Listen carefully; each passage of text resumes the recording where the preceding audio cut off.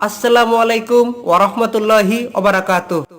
রাসূলুল্লাহ সাল্লাল্লাহু আলাইহি ওয়াসাল্লামের জীবনীর এই পর্বে আলোচনা করা হবে হিজরতকালে রাসূলুল্লাহ সাল্লাল্লাহু আলাইহি ওয়াসাল্লাম ও হযরত আবু বকর রাদিয়াল্লাহু তাআলা আনহু এর সাওর পাহাড়ের গুহায় আশ্রয় গ্রহণ করার সেই ঘটনাগুলো সম্পর্কে। তো আগের ভিডিওতে আলোচনা করেছিলাম কাফেররা রাসূলুল্লাহ সাল্লাল্লাহু আলাইহি ওয়াসাল্লামকে কিভাবে হত্যা করতে এসেছিল এবং তিনি তাদের মাথায় কিভাবে ধুলা ছিটাতে ছিটাতে ঘর থেকে বের হয়ে এসেছিলেন সেই ঘটনাগুলো সম্পর্কে। আল্লাহ তাআলা তার নবী সাল্লাল্লাহু আলাইহি ওয়াসাল্লামকে হিজরতের অনুমতি দান করেন। রাসূলুল্লাহ সাল্লাল্লাহু আলাইহি ওয়াসাল্লাম নিজে মক্কা থেকে মদিনায় হিজরত করেন এবং তার সঙ্গে ছিলেন হযরত আবু বকর রাদিয়াল্লাহু তাআলা আনহু। এই ঘটনা ছিল ইসলামের ইতিহাসে হিজরি গণনার সূচনাকাল। মুহাম্মদ ইবনে ইসহাক বলেন, হযরত আবু বকর রাদিয়াল্লাহু তাআলা আনহু রাসূলুল্লাহ সাল্লাল্লাহু আলাইহি ওয়াসাল্লামের নিকট হিজরতের অনুমতি চাইলে তিনি বলেন, তাড়াহুড়া করবে না, বরং ধৈর্য ধারণ করো এবং অপেক্ষা করতে থাকো। আল্লাহ তাআলা হয়তো তোমার এমন একজন সঙ্গী জুটাবেন। রাসূলুল্লাহ সাল্লাল্লাহু আলাইহি ওয়াসাল্লামের মুখে এই কথা শুনে হযরত আবু বকর রাদিয়াল্লাহু তাআলা আনহু আশা করলেন যে রাসূলুল্লাহ সাল্লাল্লাহু আলাইহি ওয়াসাল্লাম নিজেই হবেন তার সঙ্গী। আবু বকর রাদিয়াল্লাহু তাআলা আনহু দুটি সওয়ারি ক্রয় করলেন। সওয়ারি দুইটি নিজের গৃহে রেখে হিজরতের জন্য প্রস্তুতির উদ্দেশ্যে সেগুলোকে যত্ন করে লালন পালন করতে থাকলেন। হযরত আবু বকর রাদিয়াল্লাহু তাআলা আনহু 800 দিরহামের বিনিময়ে সওয়ারি দুটি ক্রয় করেছিলেন। রাসূলুল্লাহ সাল্লাল্লাহু আলাইহি ওয়াসাল্লাম প্রতিদিন সকালে বা বিকালে এক বেলায় হযরত আবু বকর রাদিয়াল্লাহু তাআলা আনহু এর ঘরে আসতেন। হয় সকালে না হয় বিকালে অবশ্যই আগমন করতেন। শেষ পর্যন্ত সেই দিনটি উপস্থিত হলো যেদিন আল্লাহ তাআলা তার রাসূল সাল্লাল্লাহু আলাইহি ওয়াসাল্লামকে হিজরত করা এবং মক্কা থেকে মদিনার উদ্দেশ্যে বের হওয়ার অনুমতি দিলেন। হযরত আবু বকর রাদিয়াল্লাহু তাআলা আনহু এর কন্যা হযরত আয়েশা রাদিয়াল্লাহু তাআলা আনহা বলেন, এই দিন রাসূলুল্লাহ সাল্লাল্লাহু আলাইহি ওয়াসাল্লাম দুপুরবেলা আমাদের গৃহে আসলেন। এটা ছিল এমন এক সময় যেই সময় সাধারণত তিনি আসতেন না। রাসূলুল্লাহ সাল্লাল্লাহু আলাইহি ওয়াসাল্লামকে দেখে হযরত আবু বকর রাদিয়াল্লাহু তাআলা আনহু বললেন, নিশ্চয়ই কোনো ঘটনা ঘটেছে যেজন্য তিনি এই অসময়ে এসেছেন। তাকে দেখে হযরত আবু বকর রাদিয়াল্লাহু তাআলা আনহু তার খাট থেকে একটু সরে গিয়ে বসেন। তখন রাসূলুল্লাহ সাল্লাল্লাহু আলাইহি ওয়াসাল্লাম খাটে উপবেশন করলেন।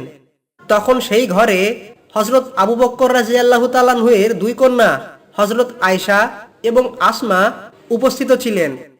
তখন রাসূলুল্লাহ সাল্লাল্লাহু আলাইহি ওয়াসাল্লাম হযরত আবু বকর রাদিয়াল্লাহু তাআলা আনহুকে বললেন, তাদেরকে বাইরে যেতে বলো। আবু বকর রাদিয়াল্লাহু তাআলা আনহু বললেন, ইয়া রাসূলুল্লাহ, তারা দুইজনই তো আমার কন্যা, অন্য কেউ নয়। আমার পিতামাতা আপনার জন্য উৎসর্গ হন, ব্যাপারটা কি? রাসূলুল্লাহ সাল্লাল্লাহু আলাইহি ওয়াসাল্লাম বললেন, আল্লাহ তাআলা আমাকে হিজরত করার অর্থাৎ মক্কা থেকে বের হওয়ার অনুমতি দিয়েছেন। তখন হযরত আবু বকর রাদিয়াল্লাহু তাআলা আনহু বললেন, ইয়া রাসূলুল্লাহ, আপনার সাহচর্য পাবো তো? তিনি বললেন, হ্যাঁ, সাহচর্য পাবে। এরপর হযরত আবু বকর রাদিয়াল্লাহু তাআলা আনহু আনন্দে কেঁদে ফেললেন এবং বললেন, ইয়া রাসূলুল্লাহ, এই দুটি সওয়ারি আমি এই উদ্দেশ্যে প্রস্তুত করে রেখেছি। ইবনে ইসহাকের বর্ণনা অনুযায়ী রাসূলুল্লাহ সাল্লাল্লাহু আলাইহি ওয়াসাল্লাম যখন মক্কা থেকে মদিনার উদ্দেশ্যে বের হন তখন এই সম্পর্কে হযরত আলী রাদিয়াল্লাহু তাআলা আনহু, হযরত আবু বকর রাদিয়াল্লাহু তাআলা আনহু এবং তার পরিবারের লোকজন ছাড়া আর কেউই জানতো না। নবীজি সাল্লাল্লাহু আলাইহি ওয়াসাল্লাম হযরত আলী রাদিয়াল্লাহু তাআলা আনহুকে তার স্থলাভিষিক্ত করে যান এবং তার কাছে লোকজনের যেসব আমানত ছিল সেগুলো ফেরত দেওয়ার নির্দেশ দিয়ে যান। এরপর তারা দুইজন মক্কার নিম্নভূমিতে অবস্থিত সাওর পাহাড়ের একটি গুহায় আশ্রয়ের উদ্দেশ্যে রওনা করেন। হযরত আবু বকর রাদিয়াল্লাহু তাআলা আনহু তার ছেলে আব্দুল্লাহকে নির্দেশ দিয়ে যান যে তাদের সম্পর্কে লোকজন কি বলাবলি করছে দিনের বেলায় তা যেন সে মনোযোগ দিয়ে শোনে এবং সন্ধ্যার সময় যেন তিনি সেই খোঁজ খবর তাদের কাছে দিয়ে আসেন।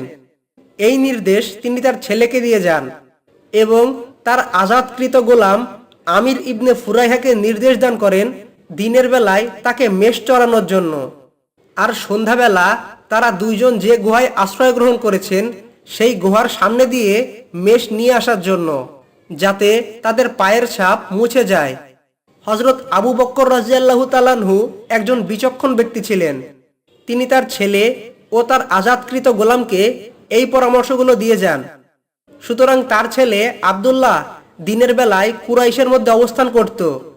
লোকজন রাসূলুল্লাহ সাল্লাল্লাহু আলাইহি ওয়াসাল্লাম এবং আবু বকর রাদিয়াল্লাহু তাআলা আনহুকে নিয়ে কি বলছে সেইগুলো শুনতো এবং রাত্রিবেলা সেই সব কথাগুলো তার পিতার কাছে বলে আসতো। অন্যদিকে আজাদকৃত গোলাম আমির ইবনে ফুরাইহা দিনের বেলা মক্কার রাখালদের সঙ্গে মেষ চড়াতেন এবং রাত্রিবেলা তাদের কাছে মেষ নিয়ে যেতেন। আবু বকর রাদিয়াল্লাহু তাআলা আনহু সহ দুইজনে মেষ থেকে দুধ দহন করতেন এবং মেষ জবেহ করে আহারের ব্যবস্থা করতেন। এরপর ভোরবেলা হযরত আবু বকর রাদিয়াল্লাহু তাআলা আনহু এর ছেলে আব্দুল্লাহ যখন তাদের কাছ থেকে মক্কায় ফিরে আসতো, তখন আজাদকৃত গোলাম আমির ইবনে ফুরাইহা তার মেষ নিয়ে তাকে অনুসরণ করতেন এবং তাদের পায়ের চিহ্নগুলো মুছে ফেলতেন। ইবনে ইসহাক বলেন, হযরত আবু বকর রাদিয়াল্লাহু তাআলা আনহু এর কন্যা আসমা তাদের জন্য যথোপযুক্ত খাবার নিয়ে যেতেন। রাসূলুল্লাহ সাল্লাল্লাহু আলাইহি ওয়াসাল্লাম এবং আবু বকর রাদিয়াল্লাহু তাআলা আনহু বের হওয়ার পর কুরাইশের একদল লোক হযরত আবু বকর রাদিয়াল্লাহু তাআলা আনহু এর বাড়িতে গিয়েছিল। তাদের মধ্যে কাফের আবু জাহেল ইবনে হিশাম, যার প্রতি আল্লাহর লানত, সেও ছিল। তারা এসে আবু বকর রাদিয়াল্লাহু তাআলা আনহু এর ঘরের দরজার সামনে দাঁড়ালে তার কন্যা আসমা ঘর থেকে বেরিয়ে আসলেন। কাফেররা তাকে জিজ্ঞাসা করলো, হে আবু বকরের মেয়ে, তোমার পিতা কোথায়? আসমা বললেন, আল্লাহর কসম, আব্বা কোথায় আছেন আমার জানা নেই। এই কথা শোনার পর খবিস আবু জেহেল হাত উঠিয়ে এমন জোরে তার মুখে একটি চড় মারেন যে তাতে তার কানের দুল পড়ে যায়। এরপর কাফেররা সেখান থেকে চলে যায়। পবিত্র কোরআনে আল্লাহ তাআলা বলেন, আর স্মরণ করো যখন কাফেররা তোমার বিরুদ্ধে ষড়যন্ত্র করেছিল তোমাকে বন্দী করার জন্য। নবী করিম সাল্লাল্লাহু আলাইহি ওয়াসাল্লাম যখন গুহার উদ্দেশ্যে বের হন, তখন তার সাথী হযরত আবু বকর রাদিয়াল্লাহু তাআলা আনহু কখনো নবীজির সামনে থাকতেন এবং কখনো তার পিছনে থাকতেন। এর কারণ সম্পর্কে রাসূলুল্লাহ সাল্লাল্লাহু আলাইহি ওয়াসাল্লাম তাকে জিজ্ঞাসা করলেন। উত্তরে হযরত আবু বকর রাদিয়াল্লাহু তাআলা আনহু বললেন, আমি যখন আপনার পিছনে থাকি তখন আমার আশঙ্কা হয় যে না জানি সামনে থেকে কোনো বিপদ আসে। আবার আমি যখন আপনার সামনে থাকি তখন আমার আশঙ্কা হয় যে না জানি পিছন থেকে আপনার উপর কোনো বিপদ আসে। তার কাছে এই কথা শুনে রাসূলুল্লাহ সাল্লাল্লাহু আলাইহি ওয়াসাল্লাম তাকে জিজ্ঞাসা করলেন, কোনো কিছু ঘটলে তুমি কি চাও আমার স্থানে সেটা তোমাকে স্পর্শ করুক? হযরত আবু বকর রাদিয়াল্লাহু তাআলা আনহু বললেন, অবশ্যই, যেই সত্তা আপনাকে সত্য সহ প্রেরণ করেছেন সেই সত্তার কসম। এরপর তারা উভয়ে গুহার মুখ পর্যন্ত পৌঁছালেন। তখন হযরত আবু বকর রাদিয়াল্লাহু তাআলা আনহু রাসূলুল্লাহ সাল্লাল্লাহু আলাইহি ওয়াসাল্লামকে বললেন, ইয়া রাসূলুল্লাহ, আপনি একটু অপেক্ষা করুন, আমি আপনার জন্য গুহা পরিষ্কার করে নিই। এরপর আবু বকর রাদিয়াল্লাহু তাআলা আনহু গুহার ভিতর প্রবেশ করলেন এবং গুহা পরিষ্কার করলেন। এই সময় তার মনে পড়ল যে একটি ছিদ্রপথ বন্ধ করা হয়নি। তখন তিনি বললেন, ইয়া রাসূলুল্লাহ, একটু অপেক্ষা করুন, আমি পরিষ্কার করে নিই। এরপর তিনি ভিতরে প্রবেশ করে তা পরিষ্কার করে বললেন, ইয়া রাসূলুল্লাহ, এবার আপনি প্রবেশ করুন। তখন রাসূলুল্লাহ সাল্লাল্লাহু আলাইহি ওয়াসাল্লাম গুহার ভিতর প্রবেশ করলেন। হযরত উমর রাদিয়াল্লাহু তাআলা আনহু বলেন, সেই সত্তার কসম যার হাতে আমার প্রাণ, হযরত আবু বকর রাদিয়াল্লাহু তাআলা আনহু এর সেই একটি মাত্র রাত উমরের গোটা পরিবারের চাইতে উত্তম। একটি বর্ণনায় আছে, চলতে চলতে রাসূলুল্লাহ সাল্লাল্লাহু আলাইহি ওয়াসাল্লামের পা দুটি অবশ হয়ে পড়ে। তখন আবু বকর রাদিয়াল্লাহু তাআলা আনহু তাকে কাঁধে তুলে নেন এবং গুহার ভিতর যে ছিদ্রগুলো ছিল সেই ছিদ্রর মুখগুলো তিনি বন্ধ করে নেন। অবশেষে একটি ছিদ্র ছিল যেটি বন্ধ করা হয়নি। হযরত আবু বকর রাদিয়াল্লাহু তাআলা আনহু সেই ছিদ্রের উপর তার পায়ের গোড়ালি দিয়ে ছিদ্র বন্ধ করে রাখেন। তখন একটি সাপ তাকে দংশন করে এবং তার চোখ দিয়ে অশ্রু গড়িয়ে পড়ে। এই সময় রাসূলুল্লাহ সাল্লাল্লাহু আলাইহি ওয়াসাল্লাম হযরত আবু বকর রাদিয়াল্লাহু তাআলা আনহুকে বলেন, তুমি বিষণ্ণ হয়ো না, নিশ্চয়ই আল্লাহ তাআলা আমাদের সঙ্গে আছেন। এই বর্ণনাটি গরীব ও মুনকার পর্যায়ের। এদিকে কাফেররা রাসূলুল্লাহ সাল্লাল্লাহু আলাইহি ওয়াসাল্লামের পায়ের চিহ্ন অনুসরণ করতে লাগলো। তারা পাহাড় পর্যন্ত পৌঁছে কিছু ঠাহর করতে পারল না। তারা পাহাড়ে আরোহণ করলো এবং গুহা পর্যন্ত পৌঁছালো, কিন্তু তারা গুহার মুখে মাকড়সার জাল দেখতে পেল। এটা দেখে কাফেররা বলাবলি করতে লাগলো যে এই গুহাতে যদি কেউ প্রবেশ করত তাহলে এর মুখে মাকড়সার জাল থাকতো না। একটি বর্ণনায় আছে, এই সময় নবী করিম সাল্লাল্লাহু আলাইহি ওয়াসাল্লাম দাঁড়িয়ে নামাজ আদায় করছিলেন, আর হযরত আবু বকর রাদিয়াল্লাহু তাআলা আনহু তাকে পাহারা দিচ্ছিলেন। এই সময় হযরত আবু বকর রাদিয়াল্লাহু তাআলা আনহু নবী করিম সাল্লাল্লাহু আলাইহি ওয়াসাল্লামকে বললেন, এরা আপনার স্বজাতির লোক, এরা আপনাকে খুঁজছে। আল্লাহর কসম, নিজের সম্পর্কে আমার কোনো চিন্তা নেই, তবে আপনার কোনো ক্ষতি হোক এটা আমার কাছে অসহ্য। এই কথা শুনে রাসূলুল্লাহ সাল্লাল্লাহু আলাইহি ওয়াসাল্লাম হযরত আবু বকর রাদিয়াল্লাহু তাআলা আনহুকে বললেন, হে আবু বকর, কোনো ভয় নেই, নিশ্চয়ই আমাদের সঙ্গে আল্লাহ আছেন। আবার এমনও বর্ণনা আছে যে দুইটি কবুতর গুহার মুখে বাসা বেঁধেছিল। মাকড়সা জাল বুনে তাকে ঢেকে রাখে, আর গুহার মুখে কবুতর ডিম পাড়ে। মক্কার তাবত কবুতর ওই কবুতর দুটিরই বংশধর। এভাবে আল্লাহ তাআলা তাকে হেফাজত করেন। পবিত্র কোরআনে আল্লাহ তাআলা বলেন, তোমরা যদি তাকে সাহায্য না করো তবে আল্লাহ তো তাকে সাহায্য করেছেন যখন কাফেররা তাকে বের করেছিল এবং সে ছিল দুইজনের দ্বিতীয় জন। যখন তারা উভয় ছিল গুহার মধ্যে, সে তখন তার সঙ্গীকে বলেছিল, বিষণ্ণ হয়ো না, নিশ্চয়ই আল্লাহ তো আমাদের সঙ্গে আছেন। এরপর আল্লাহ তাআলা তার উপর নিজের প্রশান্তি নাজিল করেন এবং তাকে শক্তিশালী করেন এমন এক সৈন্যবাহিনী দিয়ে যাদের তোমরা দেখোনি। বস্তুত আল্লাহ তাআলা কাফেরদের মাথা নিচু করে দিলেন এবং আল্লাহর কথা সবকিছুর উপরে।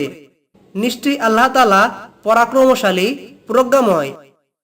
তো তারা যেই পাহাড়ে ছিলেন সেই পাহাড়ে কুরাইশের অনুসন্ধানকারীরা আহরণ করে, এমনকি তারা গুহার মুখ দিয়েও অতিক্রম করে।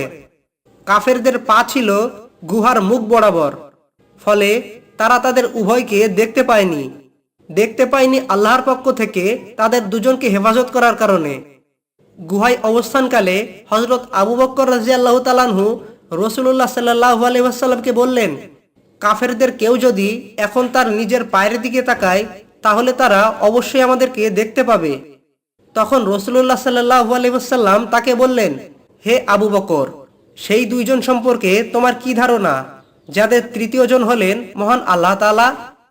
তিনি তাকে সাহস দিয়ে বলেছিলেন, তুমি কোনো কিছুর ভয় করবে না, কারণ আল্লাহ তাআলা হলেন আমাদের মধ্যে তৃতীয়, আর তিনি তো আমার দায়িত্ব নিয়েছেন দিনকে জয়যুক্ত করার জন্য। পবিত্র কোরআনে আল্লাহ তাআলা বলেন, আর আপনি সেই সময়ের কথা স্মরণ করুন যখন কাফেররা আপনার বিরুদ্ধে ষড়যন্ত্র করেছিল আপনাকে বন্দী করার জন্য, আপনাকে হত্যা বা নির্বাসিত করার জন্য।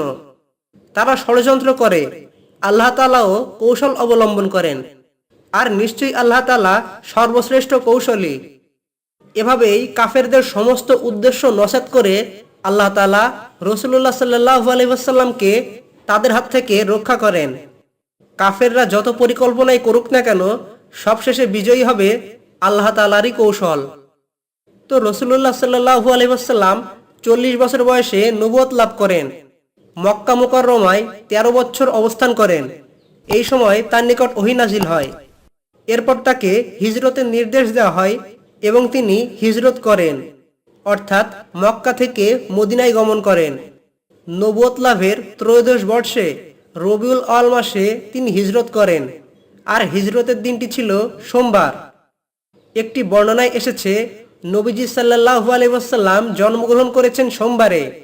তিনি মক্কা থেকে মদিনার উদ্দেশ্যে বের হন সোমবারে। তিনি নবুয়ত লাভ করেন সোমবারে। তিনি মদিনায় প্রবেশ করেন সোমবারে এবং তিনি ইন্তেকাল করেন সোমবারে। তো কোরআন সুন্নাহের রেফারেন্স সহ প্রতিনিয়ত ইসলামিক ভিডিও পেতে আমাদের চ্যানেলের সঙ্গে সংযুক্ত থাকুন। আল্লাহ তাআলা আমাদের সকলকে মহানবী হযরত মুহাম্মদ সাল্লাল্লাহু আলাইহি ওয়াসাল্লামের আদর্শ অনুসরণ করে ঈমান ও নেক আমলের সাথে দুনিয়া থেকে বিদায় হওয়ার তৌফিক দান করুন। আমিন। ইসলামের এই বার্তাগুলো অন্যদের কাছে পৌঁছে তাদের শোনার সুযোগ করে দিন। আসসালামু আলাইকুম ওয়া রাহমাতুল্লাহি ওয়া বারাকাতুহু।